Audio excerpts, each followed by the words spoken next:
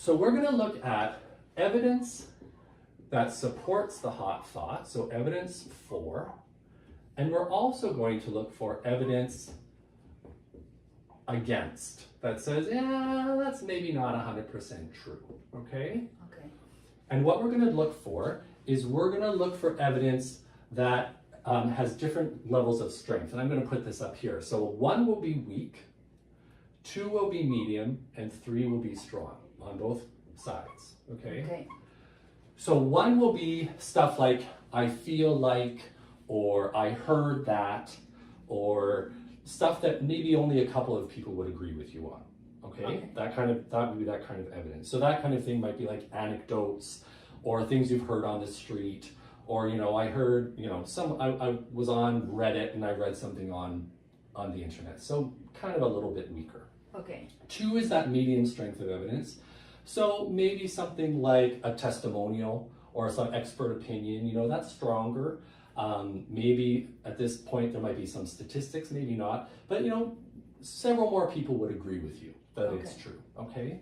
And then 3 is our strongest type of evidence. So that's like the smoking gun in a murder trial. Okay. So that's, you know, statistics, that's cold hard facts, tangible items.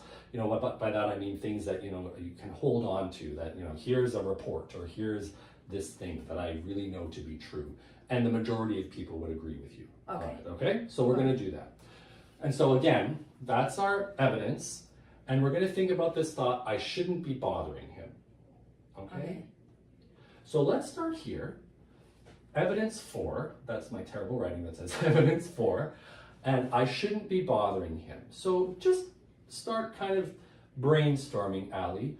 What is some evidence that says, yes, it's true, you shouldn't be bothering him? When, as I said before, when people ask you, how are you? And you're like, well, really depressed and anxious. Yeah. And they are not ready to hear it. Okay, so people aren't ready, what, for the truth? Would you say that? Yeah. Or people aren't ready for the truth. Okay, I'm going to just try to keep it short. Not ready for truth. Okay.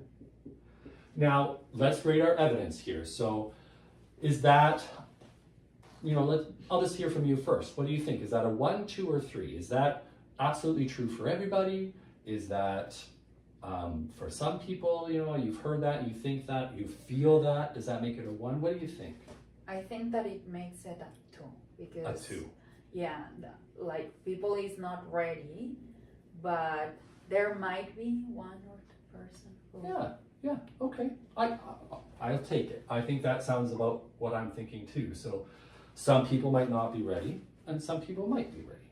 Yeah. Yeah, okay, fair enough, good. Other evidence that would say no, or I would, you know, support this. I shouldn't be bothering him.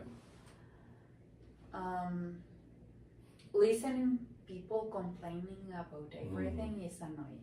Okay. I hear you. So listening to complaining is annoying. Yeah.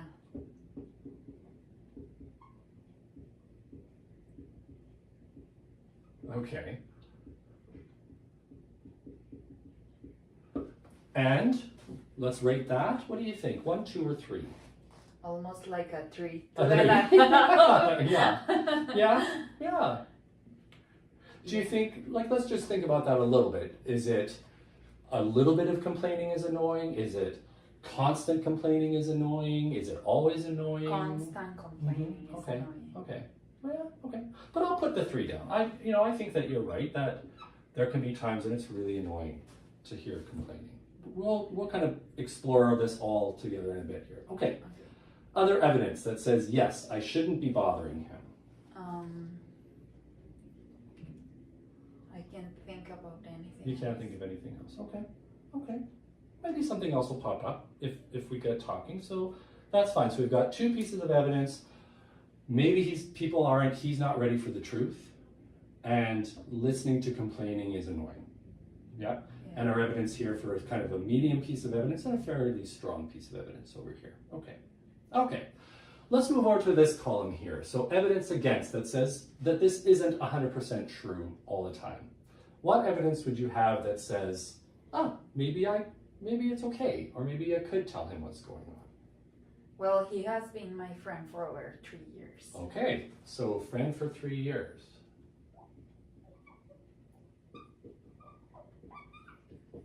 Okay.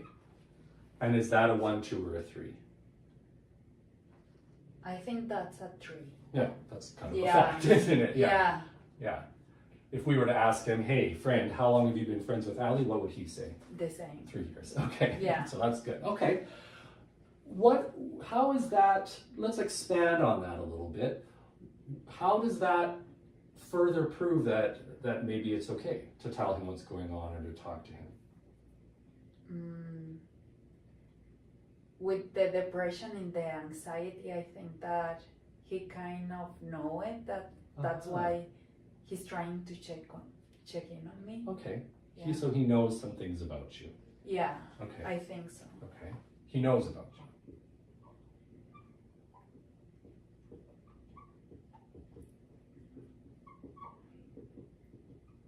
And is checking in. Okay. How strong would that be? I think at 3 because he's calling. Yeah, There's right. evidence for that. Yeah. Well, and that brings up a point I wanted to ask about. Did you call him saying, "Oh, listen, friend, let me tell you No. how crappy my day has been," or you're saying no? He reached out. So he reached out to you. Yeah. He reached out to you. Okay. Yeah, I usually don't call. Oh, okay. All right. He reached out to Ali. Okay. How strong is that evidence? A 3. A 3. Yeah. Okay. And I'm aware that there's different people out there in the world, different even types of friends. Did he reach out and ask to be like nosy, to get some gossip and dirt on you? Did he reach out because he really cares and wants to help you and support you? Why do you suppose he reached out, or why did he say he wanted to reach out to you?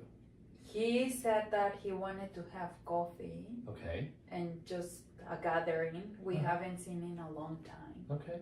Okay. So he asked you to have coffee. Yeah. He asked you to have coffee. So it wasn't just, hey, quick phone call, but hey, let's get together. Yeah. Yeah. Yeah. Okay. And what would that be?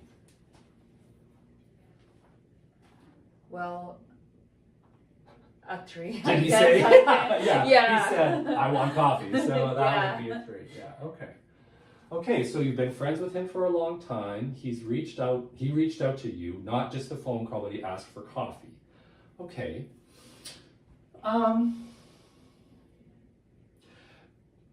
I guess I'm just curious. First off, let me check in with you. Any other evidence coming up for you that you want to name here that would say, no, it's not 100% true that I shouldn't be bothering him?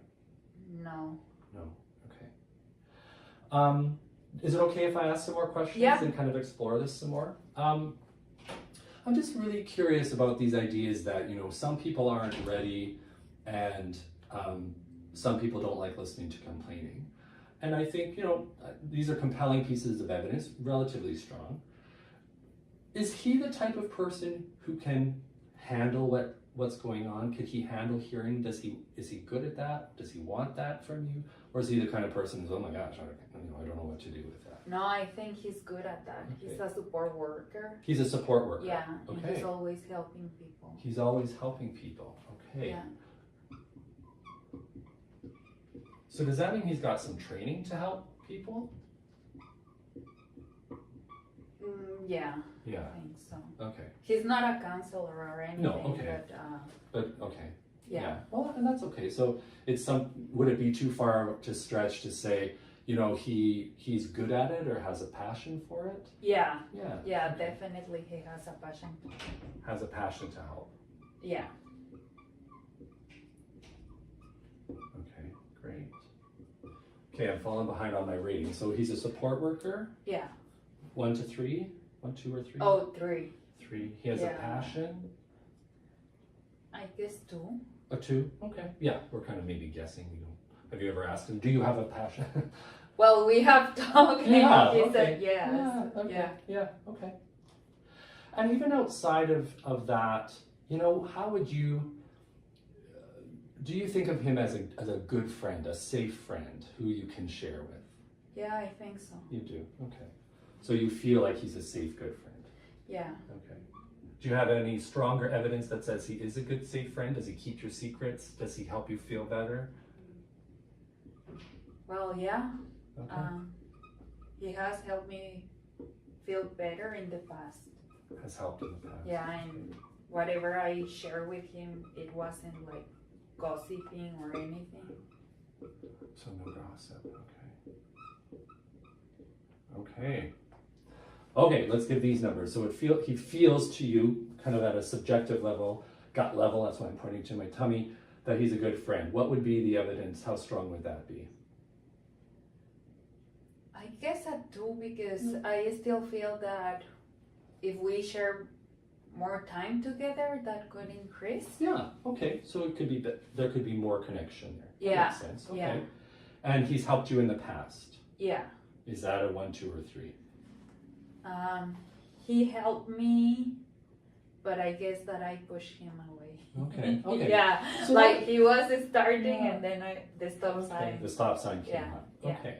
So that sounds like there's something else that maybe in another session, or if we take some thought records home, you could explore that pushing away piece here. And maybe we'll get to that here, but that almost sounds like something else that's going on here. So let's take note of that and Okay. maybe put it in some, you know, for us to explore maybe as homework or somewhere down the road here. So that pushing away, the stop sign. I'm going to just give this a little cloud here because that Yeah. seems to come up a bit. Okay. Let's just finish this over here. Has helped in the past. What was that? A 1, 2, or 3? I think a 3. A 3? Okay. And he hasn't gossiped about you in the past. Not that I'm aware. Okay. So what would A you 1? give it? A 1 maybe? Sure. We don't know. Yeah. Okay. Okay. Okay. Whew, this is hard work, isn't it? We've done a lot of digging around, looking at the evidence. What are you seeing up at the board? How are you feeling now that we've pulled this all apart and thought about this? That there is a lot of evidence against. Yeah, yeah. And how does that make you feel? That I should give him an opportunity. I should again, yeah. Shoulds, right? And that just reminds me of one other little thing that we could do. We already have tons of evidence over here, but any time that we know that there's a cognitive distortion at play, I always like to put it in the evidence against, because cognitive distortions, as we've talked about, aren't fair, not true, not based on a lot of fact. So if I just put this here too as one final reminder to say this is a should. And so that to me too is another compelling piece of evidence that says, yeah, this probably isn't 100% true. Does that make sense? Yeah, it does. Yeah, okay. All right. So we're almost at the end of this exercise. And what we need to do now is kind of restructure, recalibrate this thought now that we've looked at the whole picture, okay? This exercise kind of requires us to take our emotional blinders off, take off the blinders of fear and sadness, and to really analyze what's going on here. And so what I like to do with this is to actually give a little bit of a template. So I never have enough room, as I said, so I'm gonna actually do it over here for our balanced thought. We've got our hot thought here. And the little template that I like to use is, it may be true that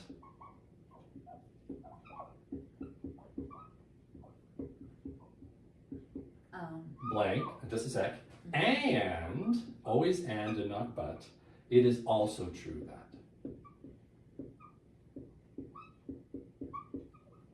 And we'd like to take a little bit from column A and a little bit from column B, because we're looking for balanced adaptive thinking.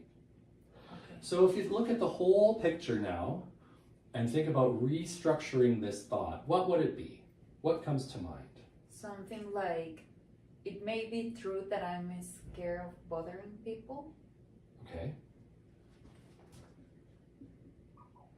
I'm scared of bothering people. Okay. And it is also true that. And it is also true that I have good friends. Okay.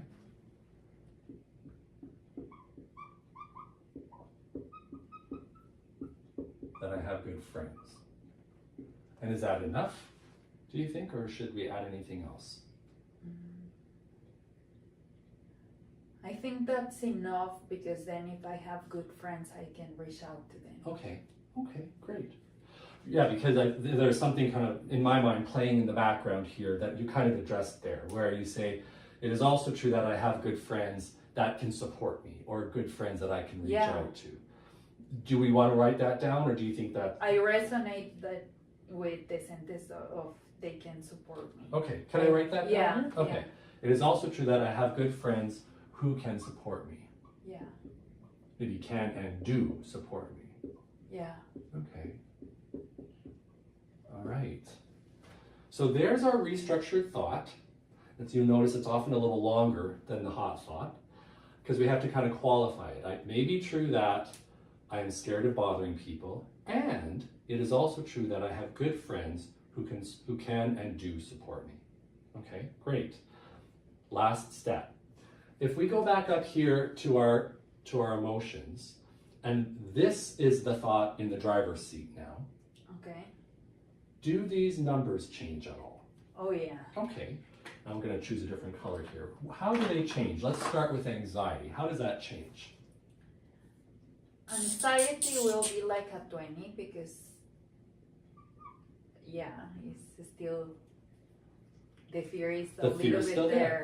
Yeah. Yeah, but I think that not at 60, maybe at a 30. A 30 for the fear? Yeah. And how about the sadness? I don't think sadness will be there, because then I'm recognizing that I have support. It goes all the way Yeah. away. Does any new, more positive emotions arise? Yeah, because I can count with people. So what emotion comes there for you?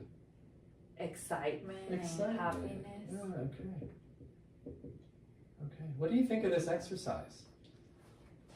I think it's eye-opening. Tell me a little bit more about what you mean by eye-opening. I like it, because then I realize that I'm not alone. Yeah. And I think that depression always makes me feel alone. It does, yeah. And then if I'm not alone, then is it worth it to be really this depressed? Yeah, okay, that's great.